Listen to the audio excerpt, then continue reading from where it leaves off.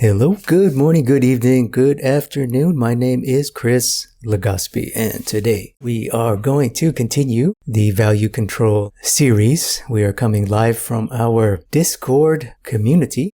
Thank you for joining me. Those of you watching live or on replay, comment below. Where are you located? Where are you watching from? What time is it for you? I am currently in Thailand. It's 10 in the morning for me, Saturday morning cartoon. All right, so today's topic will be value control for the portrait. Last week, we talked about some value control principles, and we did a little demonstration of three-quarter lighting. In this video, I wanted to continue that and do demonstrations from two other lighting scenarios. That's something I wanted to do last week, but ran out of time. So we're going to do a couple demonstrations, but first we're going to quickly review the topics from last week, the principles. Okay, last week we talked about a couple of principles. The main one we talked about was forms and fall off. We also got into the concept of box modeling and planes, which is real important. So just to quickly review, really the head is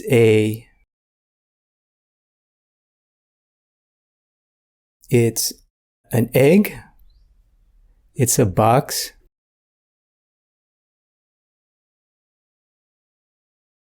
and it's also a cylinder. So all of these forms, we all recognize. If you've been drawing for a while, you know that the head, basically an egg is like the go-to standard. The head's curved and round, it's kind of egg shape. And lighting-wise, the egg serves us nicely. Generally, portraits are lit from above. The box is nice if we have what's called form lighting or directional lighting, single source lighting.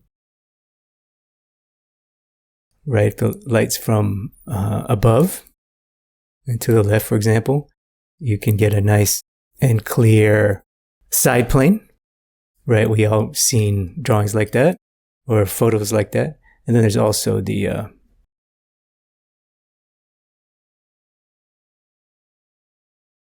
cylinder. The head is also a cylinder because it's round, right? Your nose is further out or closer to the viewer than your ears, for example. Your head does curve, right? In top view, your nose is here, your ears are back here. So there's a definite horizontal curve to the head, and that's why the cylinder is so useful. One of the reasons why we want to think in terms of these basic forms is that because it has a built-in gradation which creates the illusion of fall off. And fall off really is the idea that as the light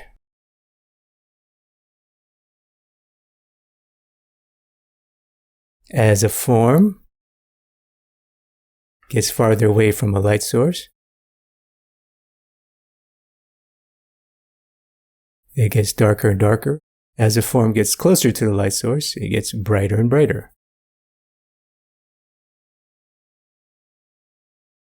And this can easily be seen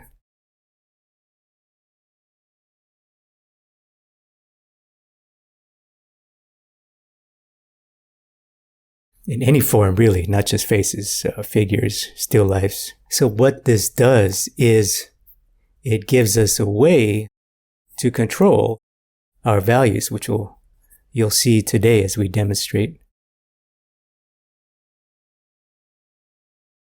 Right, if the light is from above, we know that these forms at the bottom will generally be darker, so we can add a gradation to start or reinforce our light source. You see already, just by doing this little gradation, that's all I'm doing. I'm not modeling an egg, I'm not rendering a face. It just kind of starts to feel round, which is exactly what we want and why the base forms, geometric forms, are so important and so useful.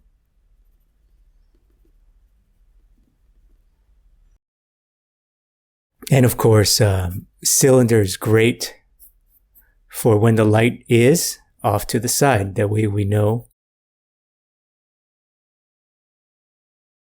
we can just simply gradate horizontally, left to right. The egg tells us to gradate top to bottom, and that's another way to call fall off in portraits is the egg effect. Egg effect. And then planes become important because planes remind us that even as the head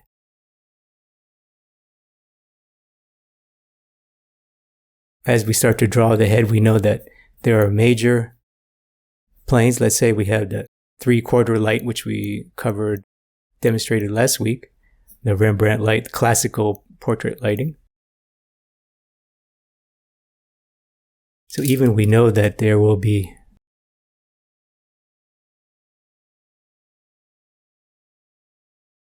if the light is up and to the side, we know that there will be a nice clear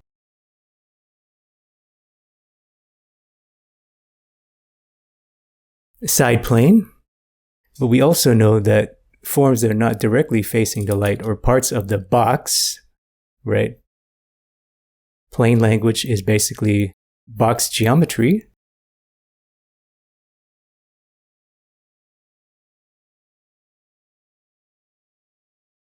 Parts of the box that are not quite in light and not quite in shadow, they also must get a clear value. Remember, every time we want to suggest a plane, we need a different value. Different plane equals different value and vice versa.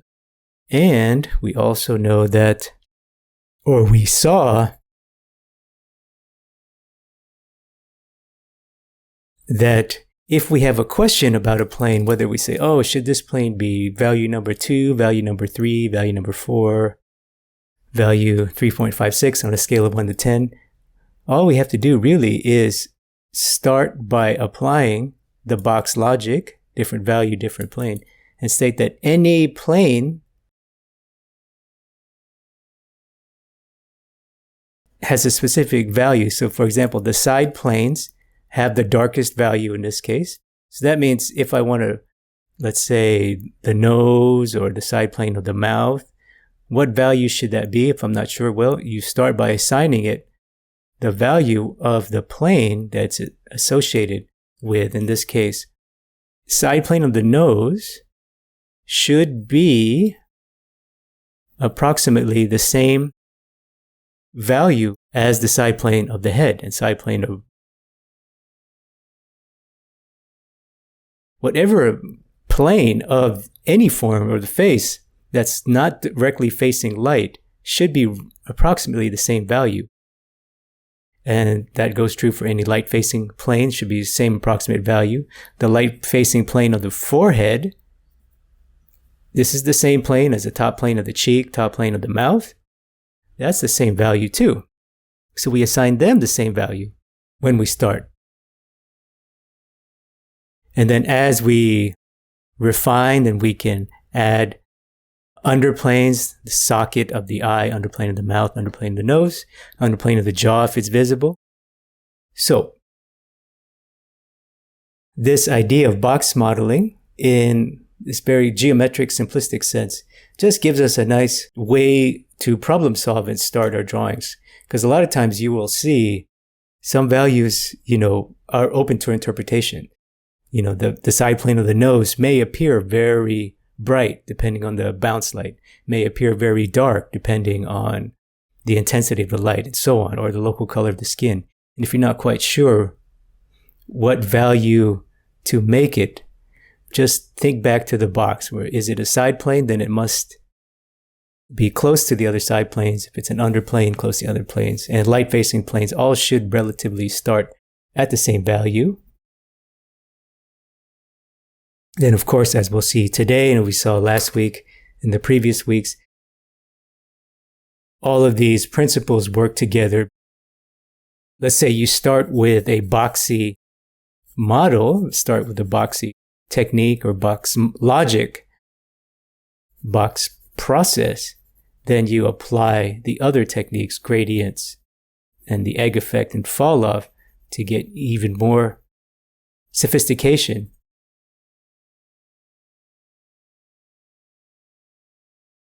Into your drawing. So instead of blindly copying what you see, now you have a couple tools to know, right? Instead of saying, oh, what value is the midtone of the cheek as it transitions into the nose? Well, is it the cheek closer to the light or further away from the light? Either way, making sure that your lighting reads, it has a gradient to communicate its fall off, then the realism will start to build on its own. Okay, let's quickly talk about lighting schemes and review this quickly here.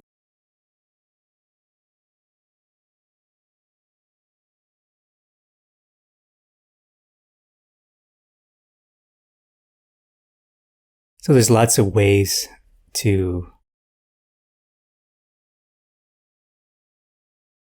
light a face. We all know that. Last week, one of the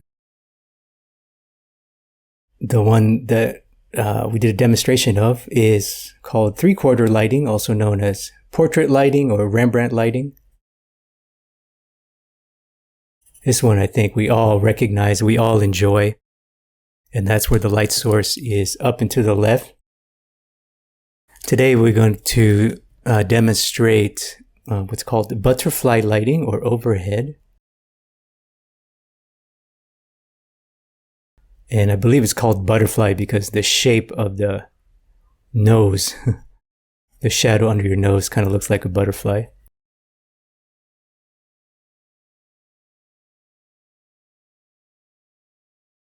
And that's the light directly above. And we're also going to do frontal lighting now, which is really kind of interesting and doesn't produce much shadow at all, really. And frontal light's obviously directly in the front. Going back to our friends, the basic geometric forms and principle of fall off in planes. So 3/4 lighting, also known as portrait lighting, Rembrandt lighting, characterized by the triangle, usually the triangle in the cheek, is really beautiful portrait light. And for artists, it's very fun to draw, in my opinion, easier to draw, especially if you like more academic, realist type of drawing, because this gives us the ability to use the egg, the box,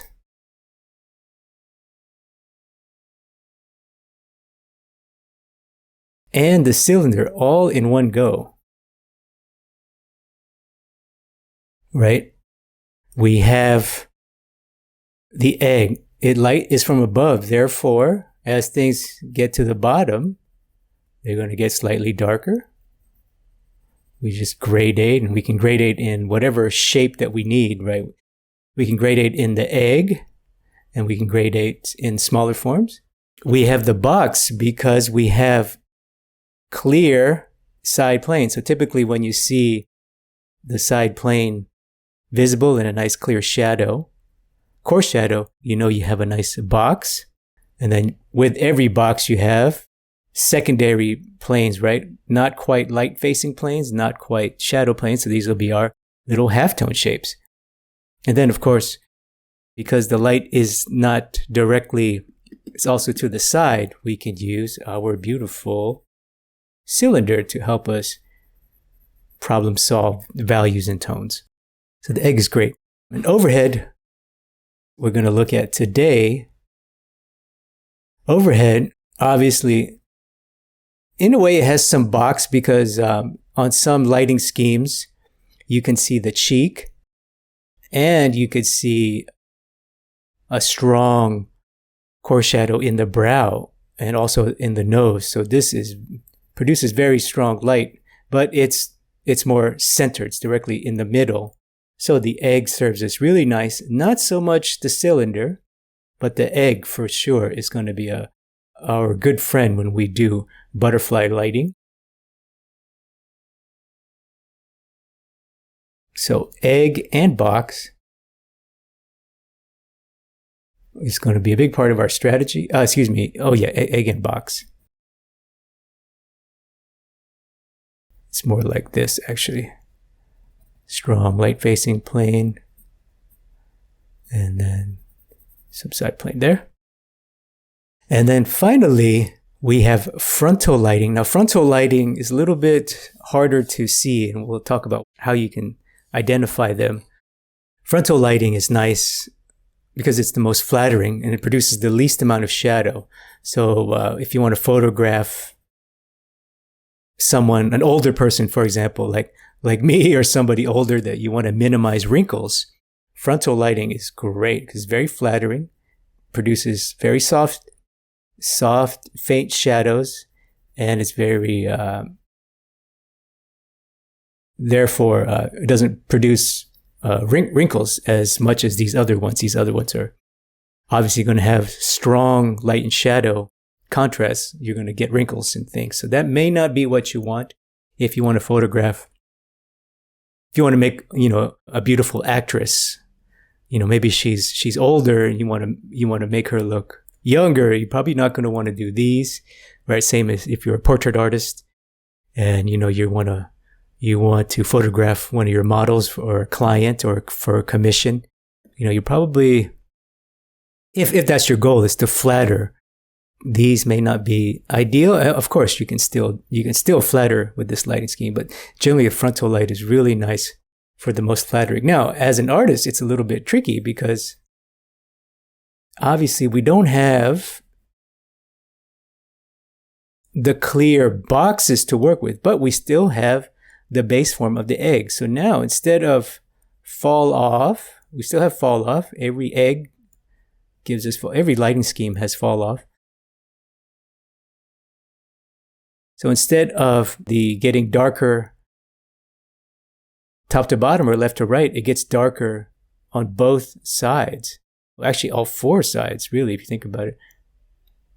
Top, bottom, left, and middle. So it's a true spherical concept. And then obviously, our friend, the cylinder, is going to be a big, helpful thing in this scenario. So that's just a quick overview of some basic lighting schemes. Of course, there's more, and then we'll cover those in future videos. But these are generally the ones that you see specifically for portraits.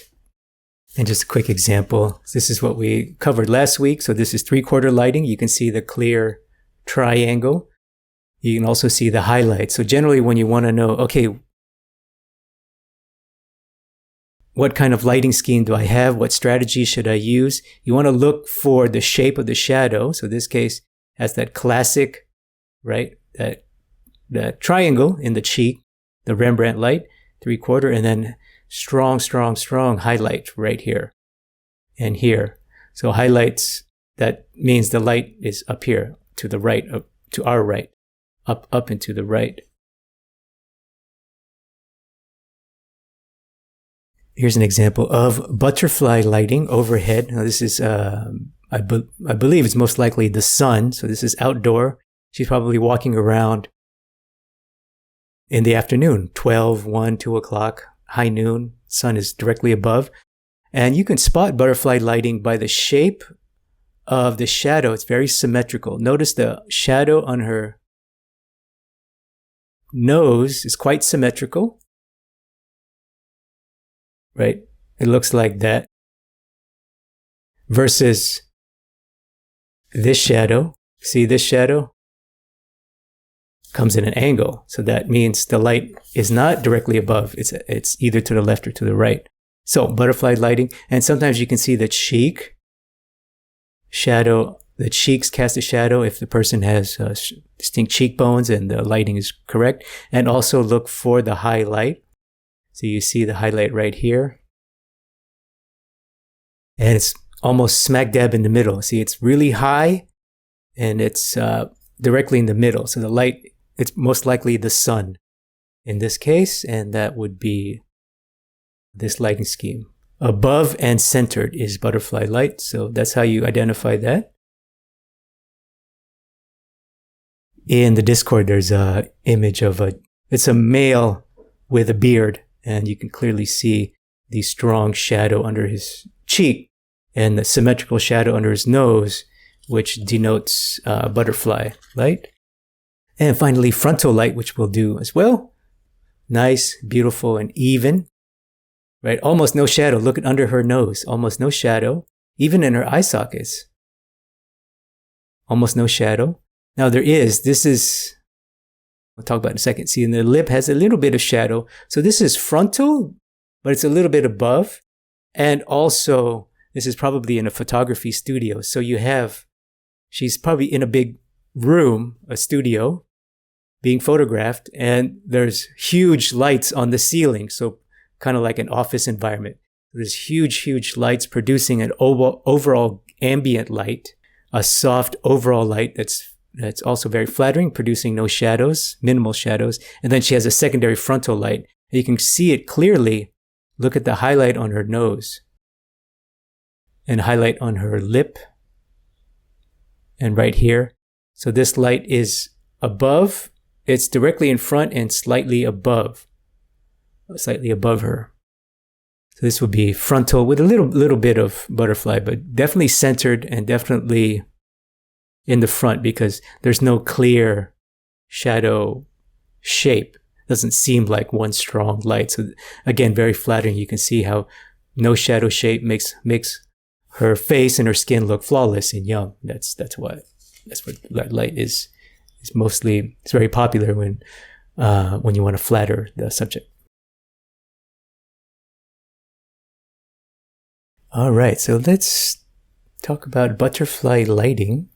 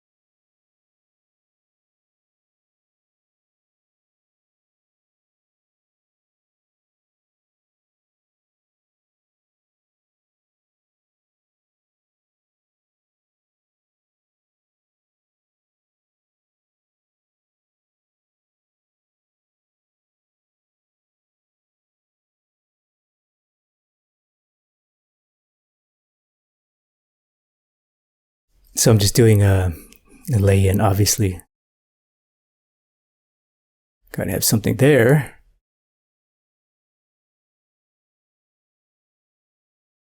Before we light this thing.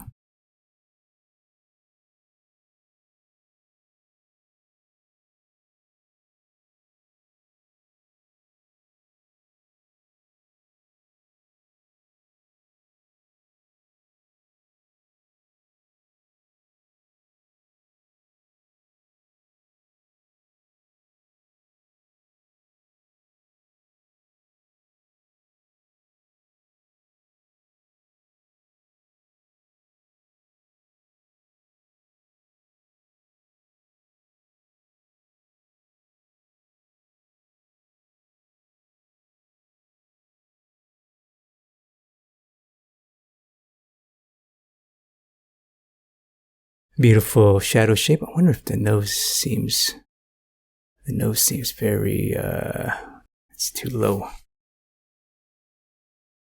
Oh, gotta move everything up.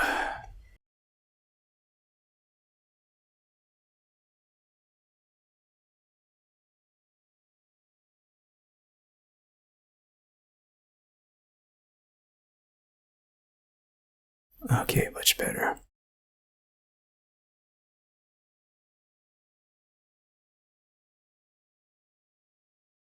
I have this habit of making the nose very long.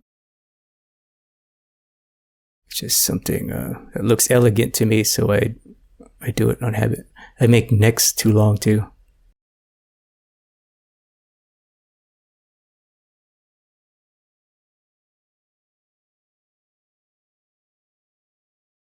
But it's okay. We can do that in art.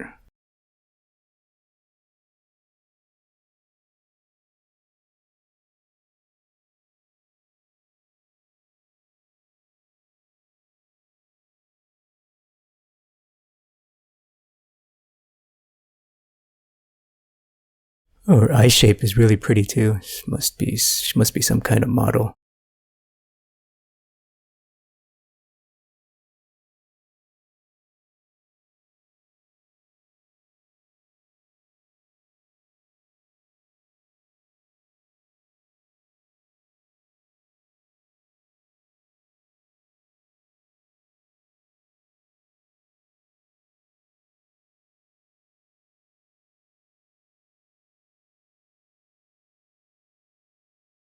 And these beautiful cheekbone with that shadow, so nice.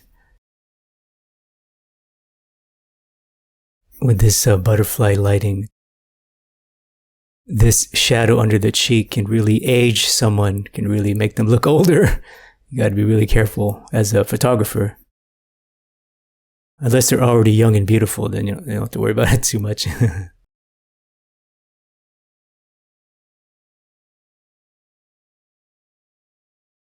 It does look beautiful though.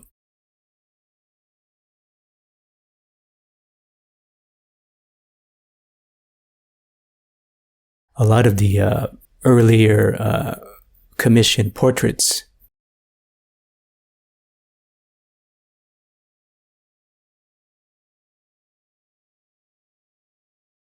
back when artists used to paint kings and queens and dukes and things like that, aristocracy and things before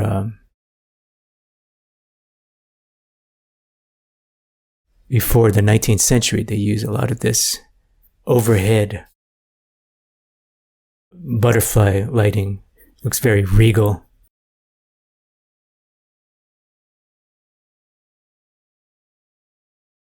If you do it like with a lot of chiaroscuro, light against dark, it can feel very, very religious.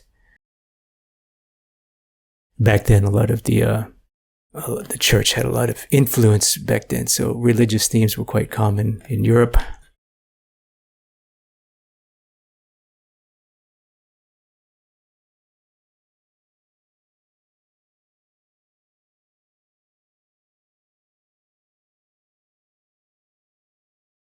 Well, it's not the greatest likeness, but that's okay. It'll get the job done.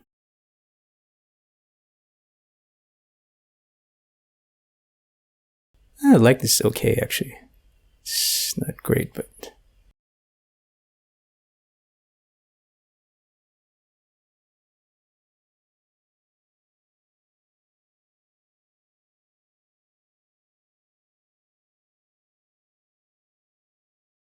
So I come to realize I just have this thing about ballpoint pen.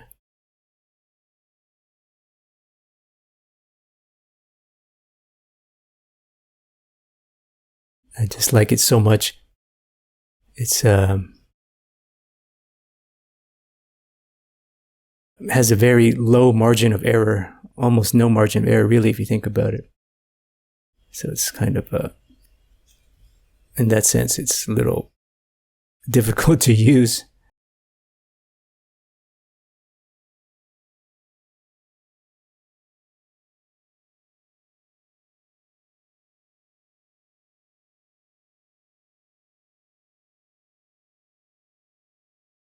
See right there, I just made a dark accent. I didn't do that on accident. I'm getting to an uncomfortable angle, and I have a camera and a microphone in my face. It's a little tricky to draw while recording.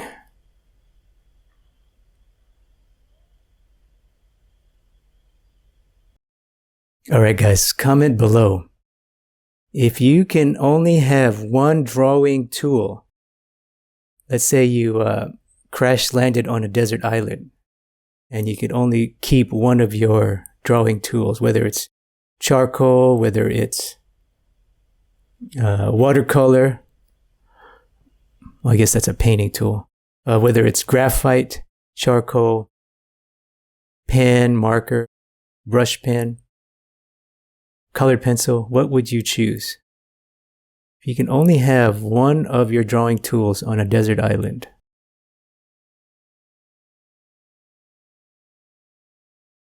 would you keep your charcoals? Would you keep your graphites?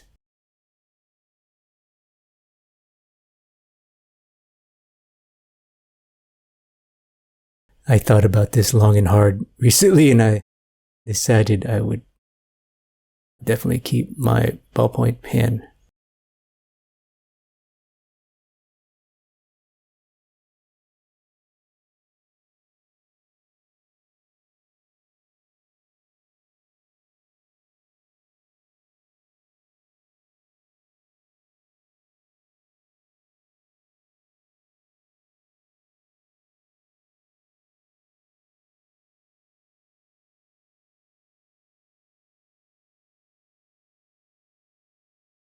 This model has really long, pretty hair. I'm just going to add some hair up there.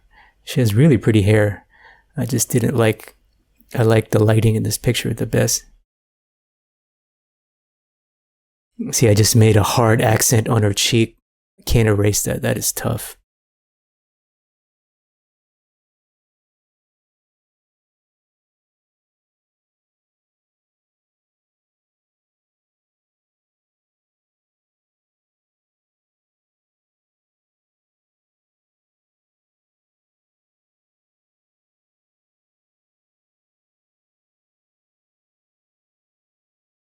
Yeah, typically when I draw in pen, I don't talk. I've used all of my concentration. And I don't have a camera in my face. Obviously, you have to be very careful. That's kind of why I like it, actually. It's and I recommend it to my students for that reason. Because it forces you to make very, very good decisions, obviously. And if you make a bad decision, you feel the pain. You feel the pain right away. And I love that. I don't know about you, but I think a lot of human beings are like this. I learn a lot from pain and suffering and mistakes. Comment below if you're like me. So I try to make lots of mistakes. That's really my life philosophy, and why I like art so much is that I move forward in life by making lots of mistakes and failures, trying things and failing, and then trying to recover and learn from the mistake. So here, right, I just made a painful mistake. See, this could ruin the entire drawing. I mean, I'm not going to take it too far. It's a demonstration drawing. But this is a painful lesson. You may not be able to, you may not look at it and go, oh, that's not so bad, Chris. But this mark to me is bad. So that teaches me that next time I make this passage, I'm going to have to shut up and fully concentrate. You know what I mean? So I'm going to learn a lot from that mistake. All right. So we got our butterfly lighting. I'm using a colored pencil today. What else is new? Those of you, if you're watching this, you probably know. you probably know what's coming. All right. So we need clear, light, and dark. So that's the first step. I just gotta. Butterfly lighting does offer us a clear light and shadow pattern, sort of like, well, exactly like the Rembrandt lighting, the 3/4 portrait lighting. That's what you saw me draw here, are these little shadow shapes. So I'm just going to fill it with the tone. I just need to see something there, and then I'm going to draw this cheek. Oops, I'm going to use another pencil. Ouch. So ugly on that side. And her lips are fairly light, so I'm not going to include those.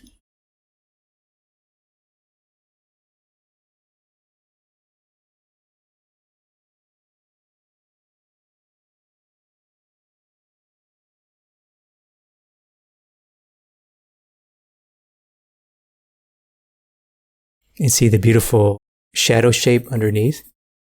It's nice and symmetrical, fairly symmetrical. It's not a perfect symmetry, but it's there. Ah, yeah, look at that shape of that cheek.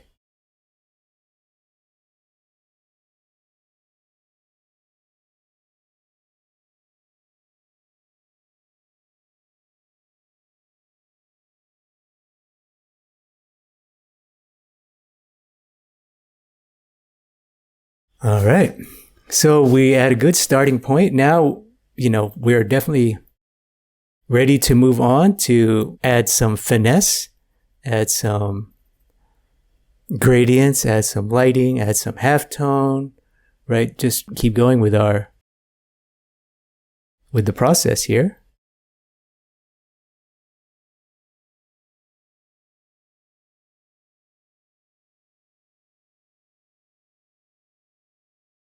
So what do we do next? Well, you comment below. Can you guess what's next? I think we all know what's next. Those of you who, especially if you watched last week. Oh yeah, you know what's coming. Gradients, right? We got our box. Now we need to define some planes, but specifically for butterfly lighting, I like to apply a gradient right away. So let's do that now. I'm going to get her values have to go darker. The darks that I established are way too bright right now. So I'm just going to do a nice gradient. And notice the shape, right? I can go this way,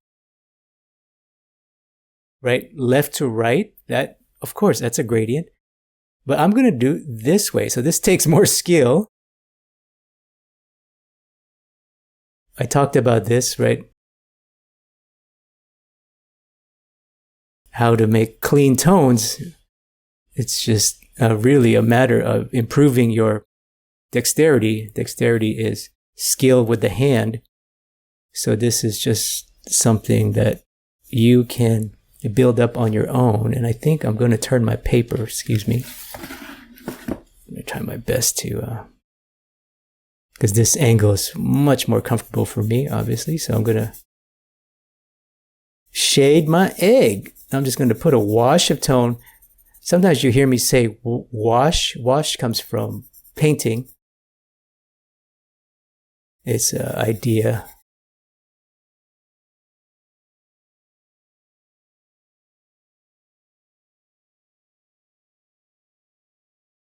Then I'm also going to do this way, left to right, a little bit, right? Left to right. I can do it this way, up and down, but of course, I'm going to also curve my mark. So again, this is dexterity right here. Can you make a pretty gradient? I'm going to turn my paper this way. You guys see okay? Yeah. You can see I do lots of paper turning.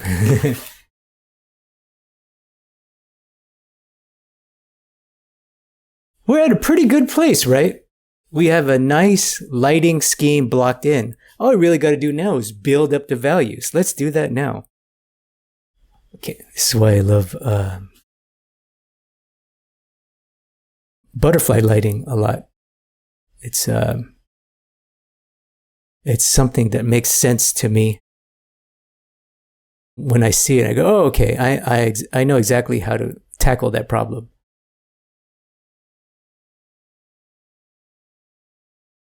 Aesthetically, it looks cool, to me, it feels very regal, very royal, very, little bit sophisticated in a way.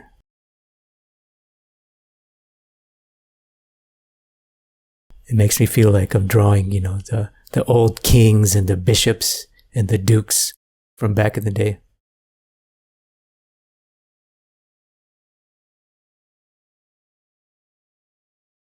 So bring up the value, meaning I got to make my darks dark so I can gauge the halftone and the highlight.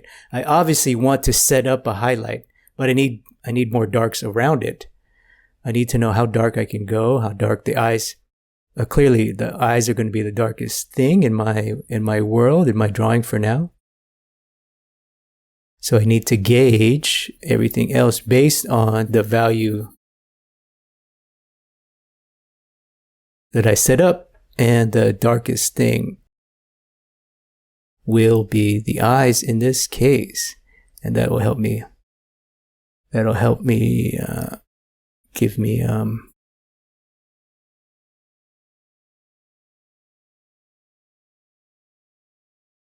something to work with, something to gauge and compare and contrast with the other values. Okay, so that's a little too dark, I think. Well, whatever, it's working. Got to do the hair now.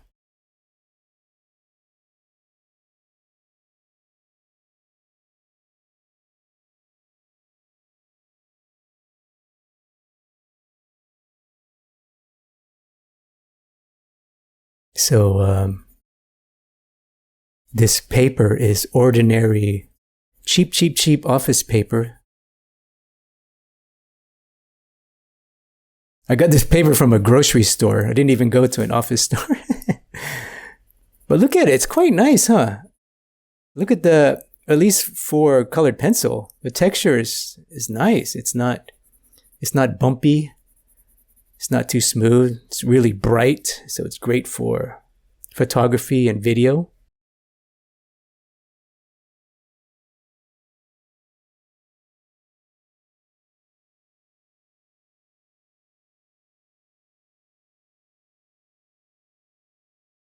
I really love office paper for some reason.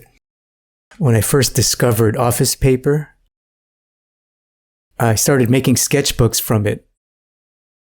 I would go to the office store and then, buy a block of office paper, and then I would have them cut it half size and then have them bind it. And then I could put a little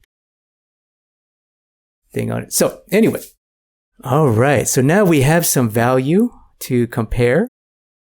Obviously, I can go much darker now, and because I want to set up this highlight. I love this beautiful highlight right here. So I'm just going to go darker, and I'm going to gradate everything.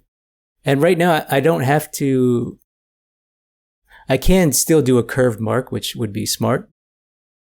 But I'm just going to just build up the value for now of everything. So it's kind of like, again, it's a wash. It's just a nice general wash of value, really.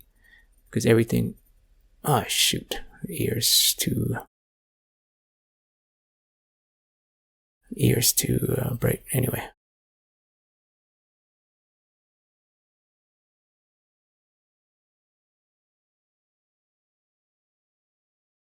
See, that is really bothering me now.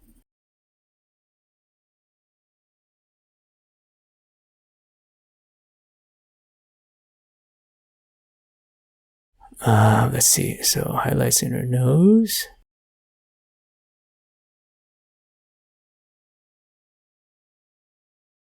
The lip needs to go up in value a little bit. Even though she's not wearing lipstick, her lips are still, the local value of her lips are darker than her local value of her skin. So I can go darker there. And this shadow here. So this, again, is tough because it ages the person. So you gotta be really careful. But the person we're drawing is young and very beautiful, so it really doesn't matter. It's one of those cases where you're like, yeah. Some people you can just, you know what I mean? You can photograph them anyway, and they look young and beautiful. That's why they're models, I guess. Ooh, that's looking good. I'm glad I didn't draw it in pen. So what I'm going to do now is the last thing. I want to set up this highlight. So I'm going to take out graphite. So I think it's the first time I've done this on camera. So I'm mixing graphite nowadays because it just has a lot of control in the lights. And the tool that I was using colored pencil has a lot of control too, but I can't erase it. And it's semi-permanent. I can't erase it, but it doesn't look good when you erase it. It's semi-permanent. Graphite is very flexible. Oh, this is looking nice. I'm going to take another graphite. Let's see. Let's start with the B. That was HB. Now I'm going to take a B and just do another wash of tone. Let's see if this angle is a little better for me.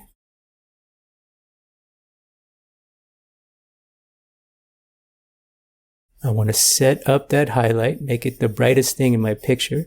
That means everything else can still go a little bit darker.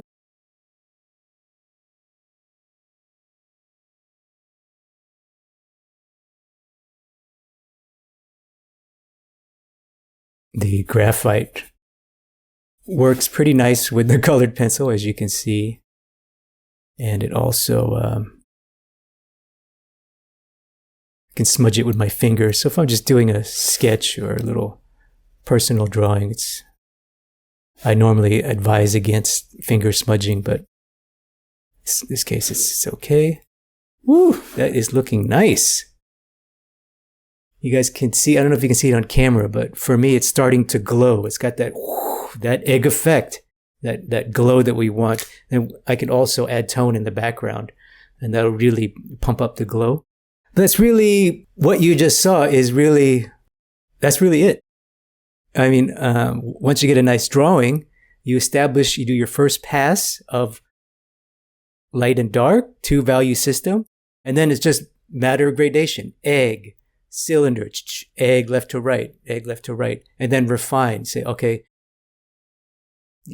I need to know, okay, what's my highlight? Remember, we talked about egg effect. Although, right, we can clearly see there's a bright highlight on the nose, and I can call it out. But this highlight one of these has to be the brightest. So I have to decide, is it going to be the nose or the forehead? So in this case, I decided it's going to be the forehead. So that means that highlight on the nose must come down, must be darker. And that's it. I'm just going to refine, darken what needs to be darkened, add more gradation, right? If I want this glow to feel more like a glow, things have to go darker around it, right? Refine some edges. I think we're at a pretty good stopping point here. So I'm going to start with the next demo now. All right, now let's do frontal lighting. If you're watching live and replay, this reference is in the group chat there, stream room chat.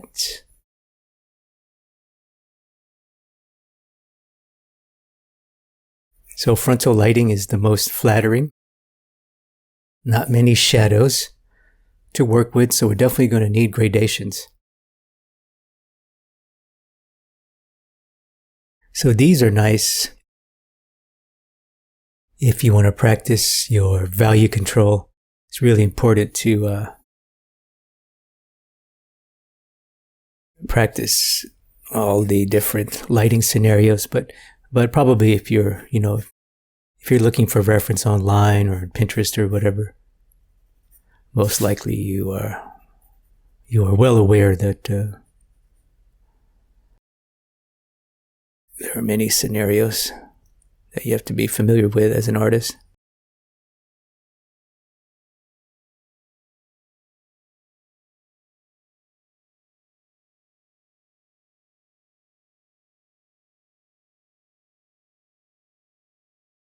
Yeah, I'm starting to like graphite too. I go back and forth. Sometimes I hate graphite, sometimes I like it. These last couple months I like graphite lately. It's just too damn shiny. I don't like the shine. It's a beautiful thing to work with. It's very fun to draw with, but damn, it gets so shiny. It's when you put a light on your drawing, it's very difficult to look at sometimes, a graphite drawing.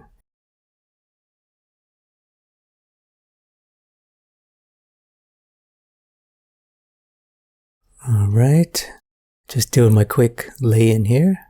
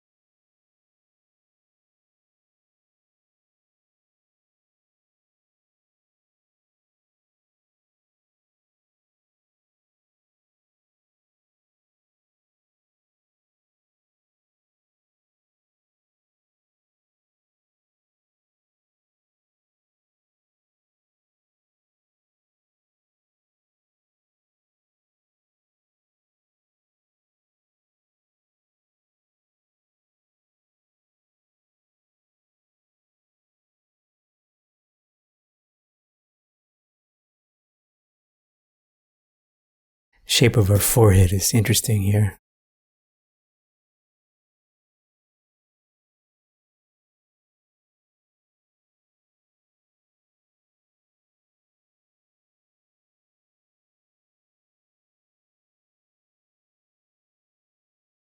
All right, I am definitely going to be careful, so I'm not going to talk so much now. Forgive me.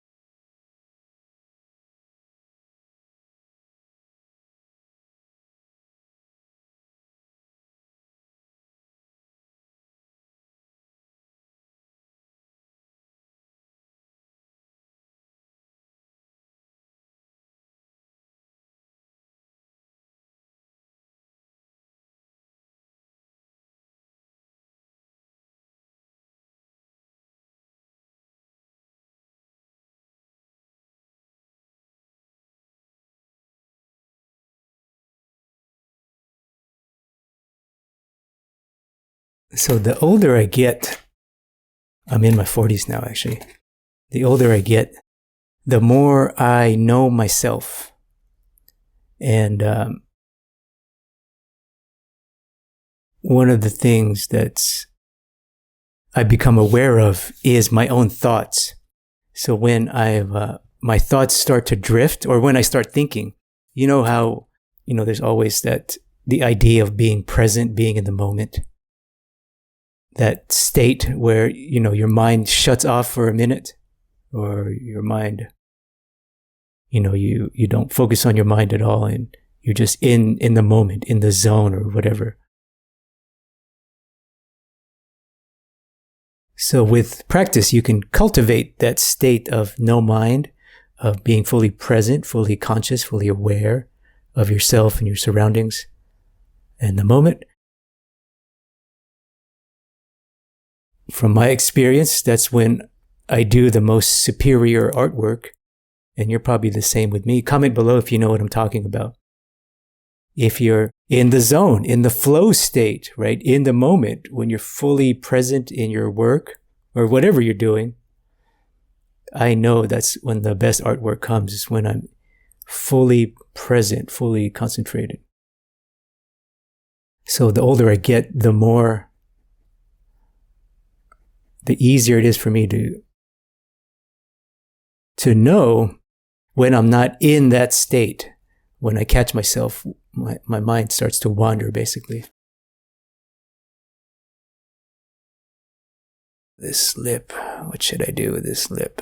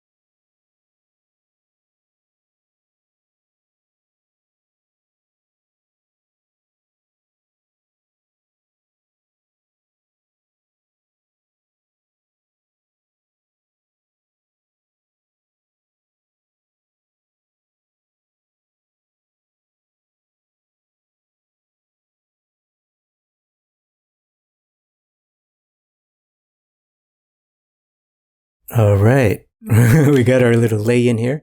I need some value, but we don't have any very clear shadow shape to work with, right? So what am I going to do is I'm just going to darken what is obviously dark. In this case, she has dark eyebrows, dark hair.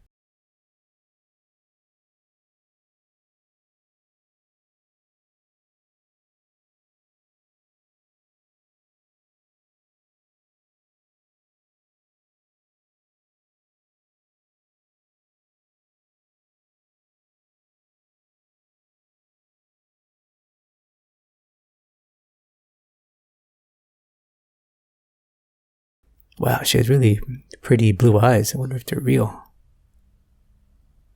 Probably, huh?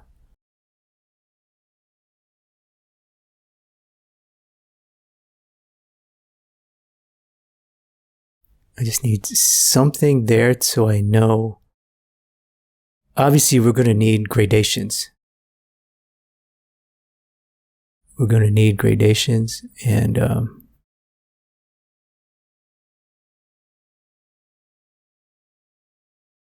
so I need to know what the dark end of that gradation is. I think the brightest thing is going to be her forehead, and it's not super bright either, actually.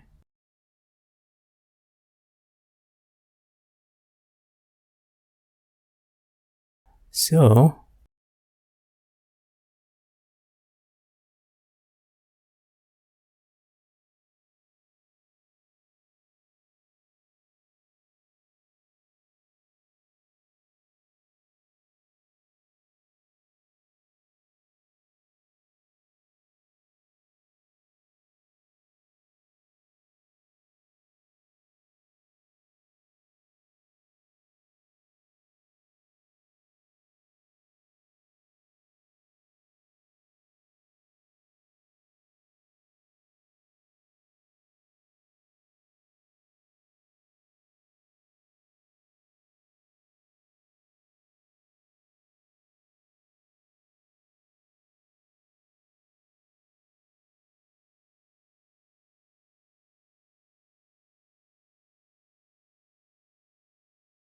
okay, I gotta darken the hair, obviously.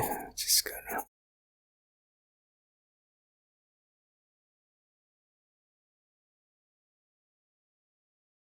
She kind of looks like a chubby Asian girl now.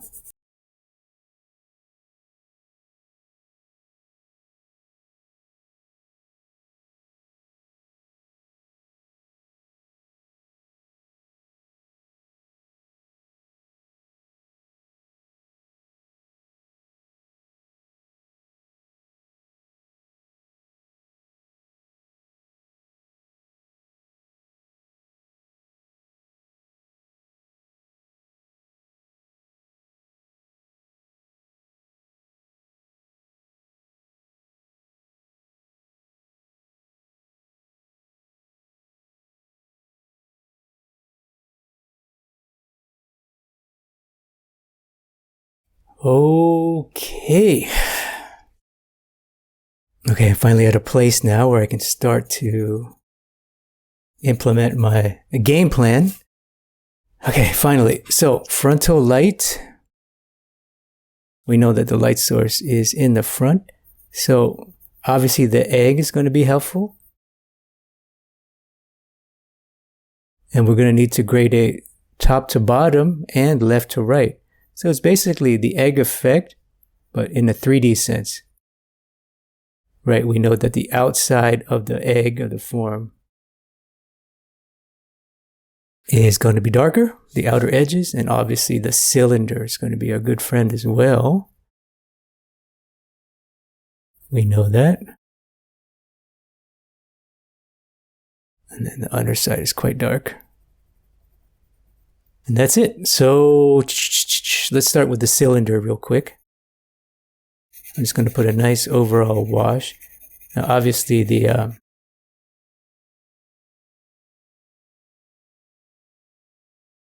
her hair needs to be way, way darker.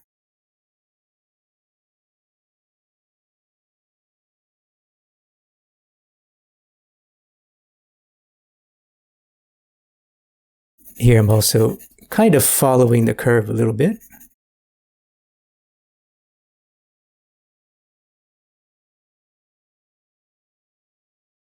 And notice I'm not leaving anything the white of the paper because nothing is that bright. The highlight on her head, the brightest highlight will be in her forehead, right above her keystone, and it's nowhere near as bright as the paper. So I'm going with a little bit of a naturalistic kind of thing. It's also true if, she has a bit of a tan with some makeup on her face, so it's making the local color of her skin a little bit darker.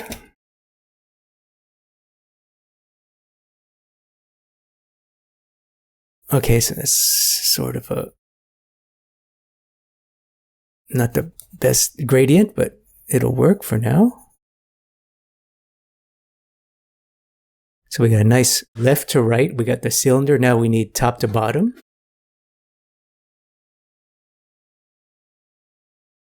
And of course, I'm going to curve my marks here.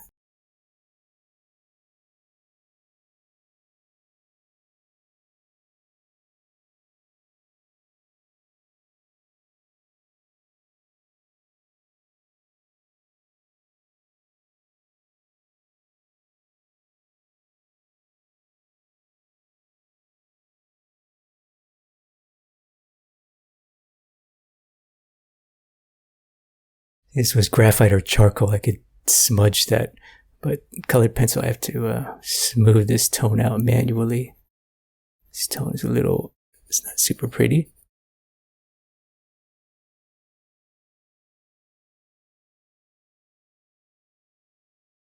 So going back to the egg, but left to right, now I can refine based on whatever form. So this case is the bottom of the cheek, jaw, bottom of the jaw, right? The cylinder and kind of top of the egg of our forehead.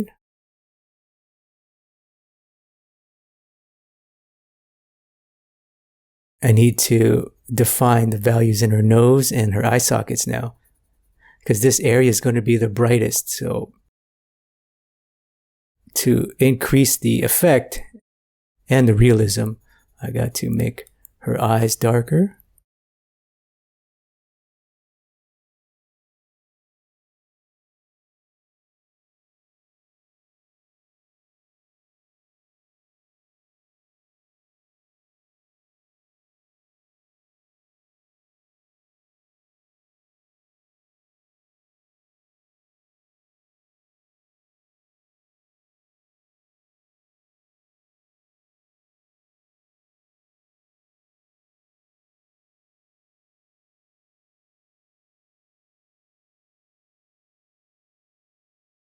Obviously, her nose has planes and it needs to be modeled and things like that. But for now, I'm just going to treat it as a base form, a box.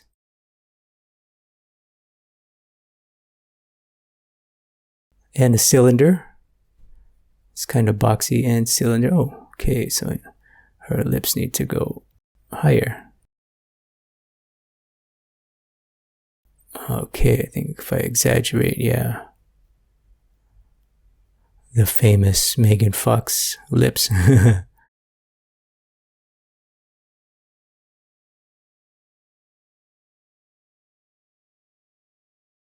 Okay, that little patch is not right. See this little patch right here? That's a front plane. So remember, different value, different plane. That little patch of value has to match the other front plane, which is nowhere near that dark relative to what's around it.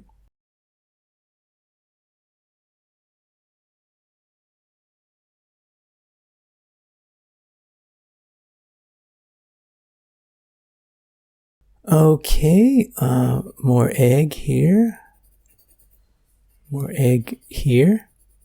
And you see, when I'm looking at the model, again, I'm not copying and I'm not sculpting. I'm not going, oh, there's a subtle underplane.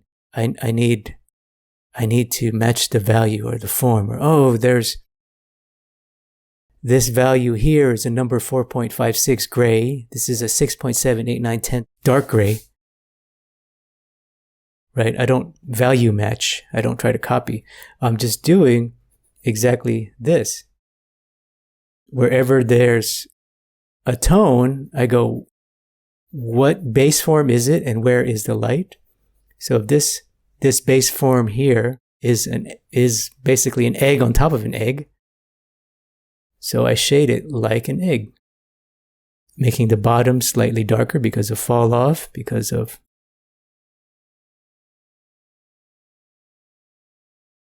see, her hair needs to go darker.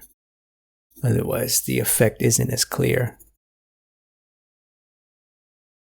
Same with the nose, right? I don't try to match the nose. I just go, well, the nose is a box.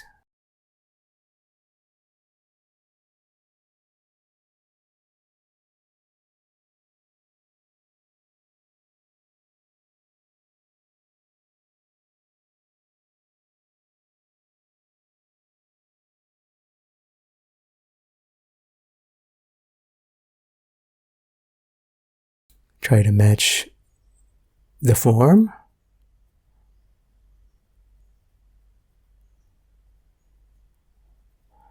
And try to apply the gradation based on the form. So it's more about a design.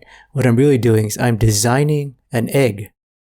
I'm designing a cylinder for you, and then all these other subtle nuances and smaller shapes and smaller forms and pieces of anatomy. When you see it all together, it creates the illusion of a three-dimensional face.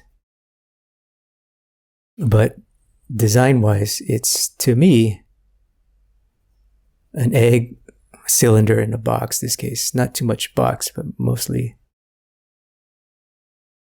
egg for sure, and cylinder. Okay, so her hair clearly needs to go darker. I'm just going to darken her eyebrow. I need to see how black I can go, and I know for sure it's going to be here. Okay, that helps a lot. You see that? That helps big time. And here, this is going to be my darkest dark.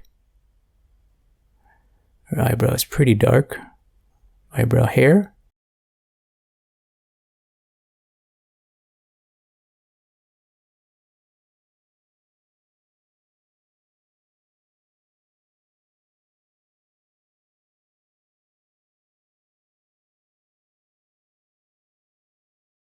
And obviously the hair around her needs to go way darker.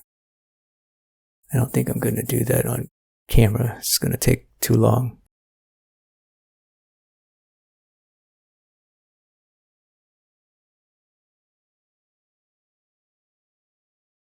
Let me just try it anyway.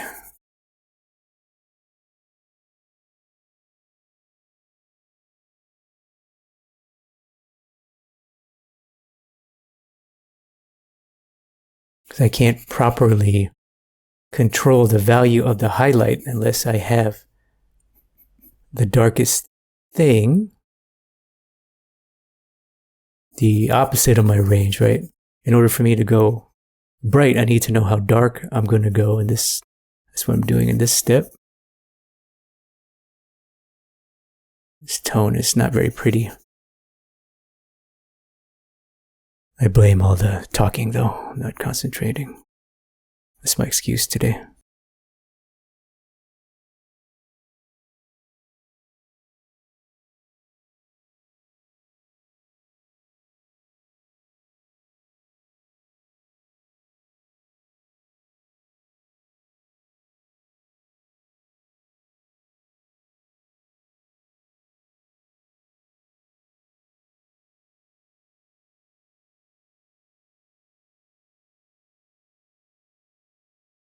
Alright, that's as far as I'm going to take it.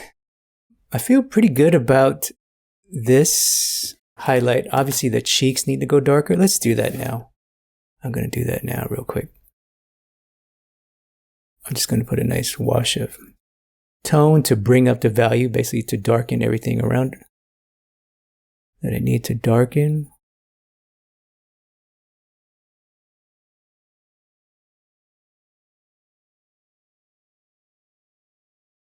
still won't be enough.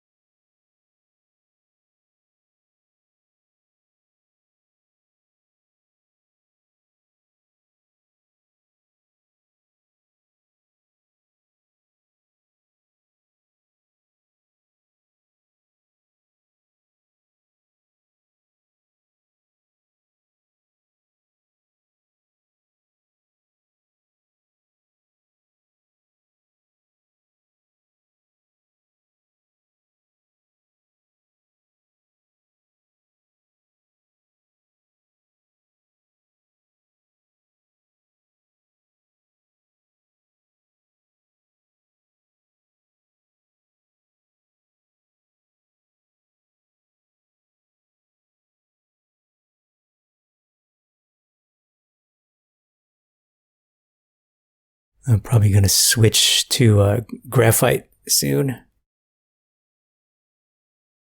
because I want more of that soft, subtle gradation. It's easier to get in graphite or charcoal than colored pencil, because I have to blend this manually in colored pencil.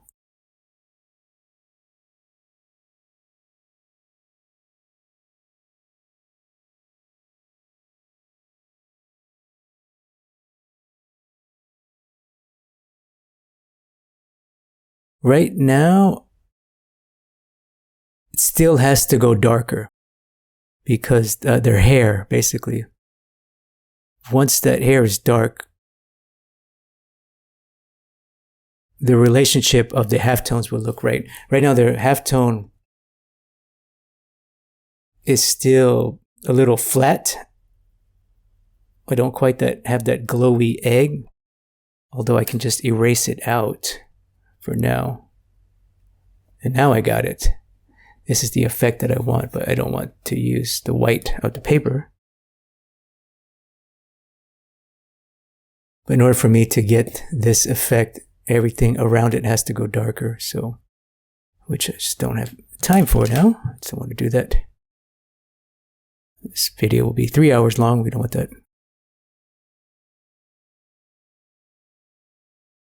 And I'll probably switch to a graphite so I can just smudge it around with my finger instead of having to blend it with pencil here, colored pencil. The colored pencil is nice because it's semi-permanent, so it forces me to make a decision.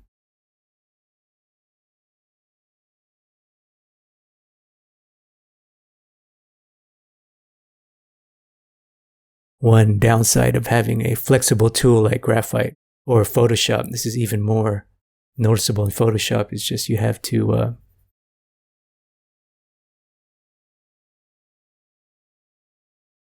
too many options and zero consequences.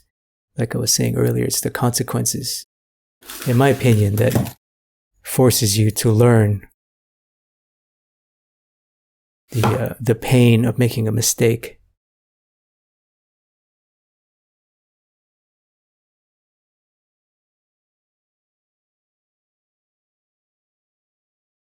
All right, so we're at a good stopping point. I think what I'm going to do is I'm going to put a black here. Oh yeah, the moment I do this, I go, okay, you see that? That is where I need to go with the hair. So then that glow roundness of the ball that I want, that's what I want.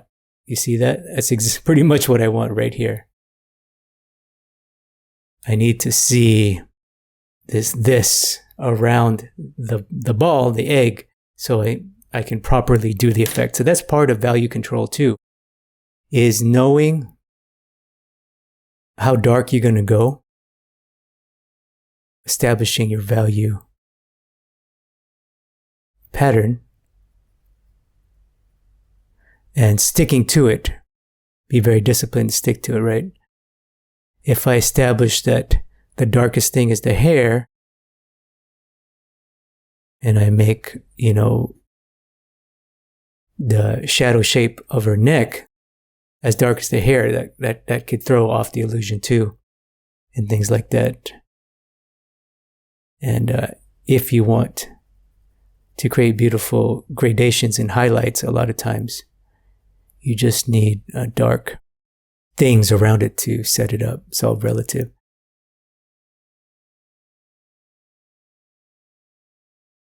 Okay, so I think I'm at a good stopping point here. I probably need to make the hair this black, and then everything will fall into place.